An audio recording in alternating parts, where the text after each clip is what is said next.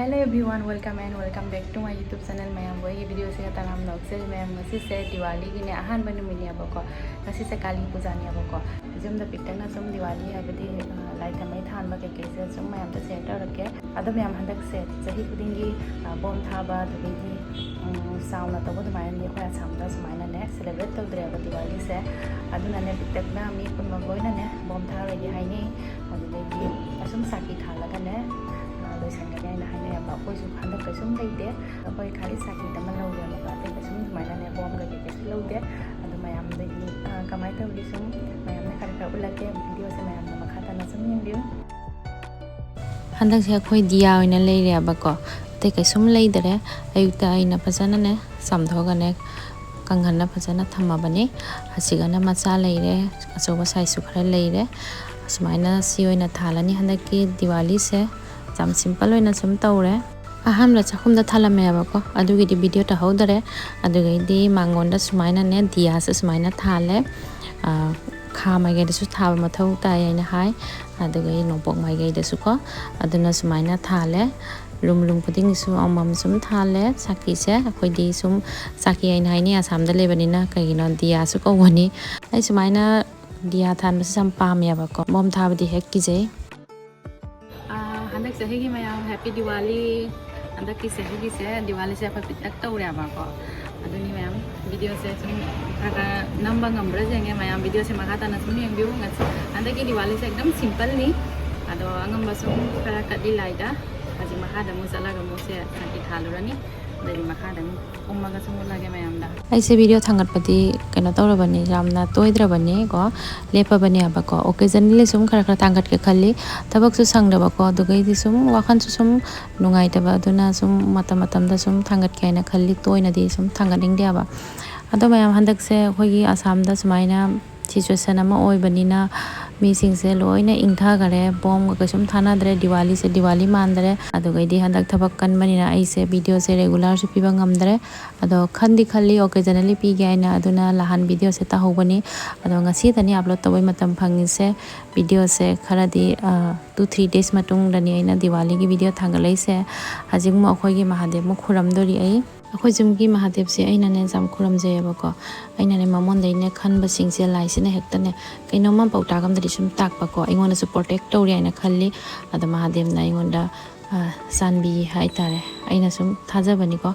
ado first day siga khoi gi mama gi mai gi the relatives ne oila ami ba ko aduni ado nine gi masu nu pa ni sina sisu lami ado ingang se ke video clip macha man nam hoba nusidra ingang se mayam inyo su asapot pura lami ado gai di akhoi na mo sa kai kai tawraga thakmina re mayam ado inyo mu sakhare inyo se ki baloraga mo aina ngaktang ne swaina photo khara video khara smai sum nam hoba ko ado gai di handagi environment se jamna di in ya ba ko bom thaba dumai oidare asini jisi oina poramba mithai Diwali ki first day se soti Diwali hadi Diwali macha ne na sum haine ba special occasion da khoi jum da sum puri hauria ba ko papa na puri hoba sa maina sa ba se pa me aduna maram ta sum haubi khoi gi birthday khang de anniversary khang de ngasi na Diwali ni haina aina puri haubi re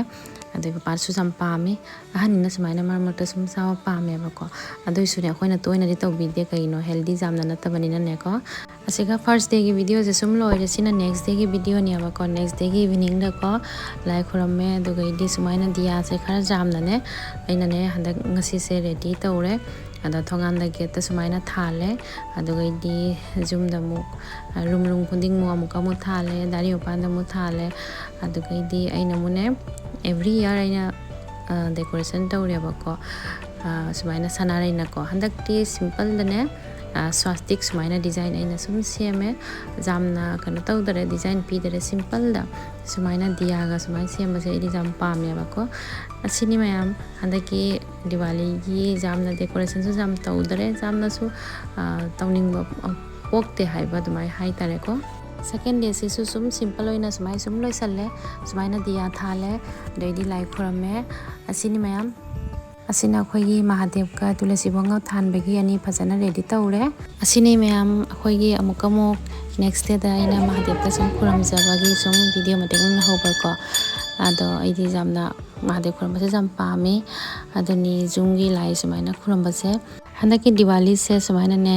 holiday se 2-3 days sumaina punna phangyaba ko tan ko thala ge ta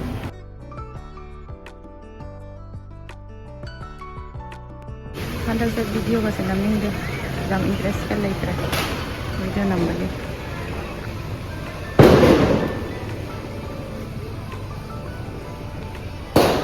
ena ge ta than ba to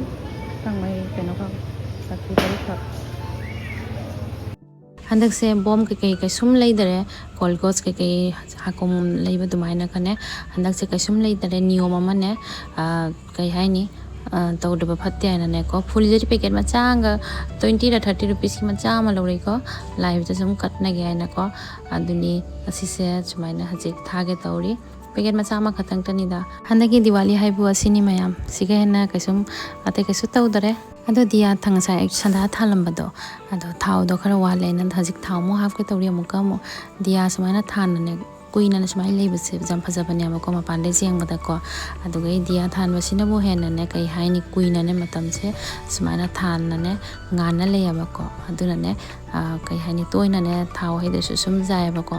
akho ge se wangman ge dana akho mana tulam pore maya ge se wange ne ai sumaina tulsi ge lepaga ne sumaina thau haire